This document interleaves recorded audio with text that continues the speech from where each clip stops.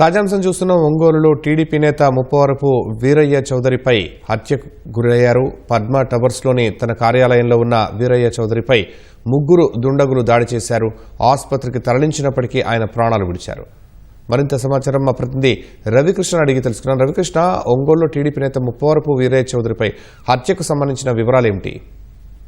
శర్మ ఇక్కడ ప్రకాశం జిల్లాలో ఒక కీలకమైన తెలుగుదేశం నాయకుడిగా చెప్పుకోవచ్చు. ఆయన ముప్పవరపు వీరయ్య నాగలపాడు మండలంలో గతంలో మండలాధ్యక్షుడు పనిచేశారు. సంతనూతలపాడు నియోజకవర్గానికి తెలుగుదేశం పార్టీ వ్యవహారాలన్నీ కూడా వీరయ్య చౌదరి చూసుకుంటారు.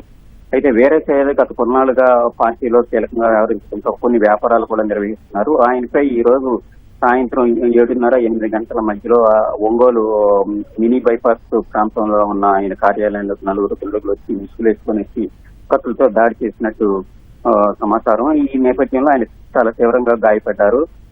అక్కడ ఉన్న సిబ్బంది హుటాహుటిన ఆయన ప్రైవేట్ ఆసుపత్రులకు తరలించినప్పుడు కూడా ఆయన పరిస్థితి విషమంగా ఉండడంతో హింసకి తరలించారు. అయితే ఈ లోపు ఆయన ప్రాణాలు విడిచిపెట్టారు. ఆయన ఈయన హత్యకు సంబంధించి ఆర్థిక వ్యవహారాలే కారణమైన విషయంపై తెలుస్తుంది. ఆయన మద్యం సిండికేట్ లో కీలకంగా ఉన్నారు. మద్యం వ్యాపారంలో ఆయన ఉన్నారు. అదేవిధంగా రియల్ ఎస్టేట్ వ్యాపారం కూడా చేస్తూ ఉంటారు. ఈ వ్యాపారాల విషయాల్లో ఆర్థిక లావాదేవీలకు సంబంధించి వివాదాలు ఉండడంతో ఆయనపై హత్య జరిగి ఉంటుందనే పోలీసులు అనుమానిస్తున్నారు. అయితే ప్రస్తుతానికైతే పోలీసులు సంఘటనా స్థలానికి చేరుకుని ఎస్పీ దామోదర్ ఆధ్వర్యంలోని దర్యాప్తు నిర్వహిస్తున్నారు.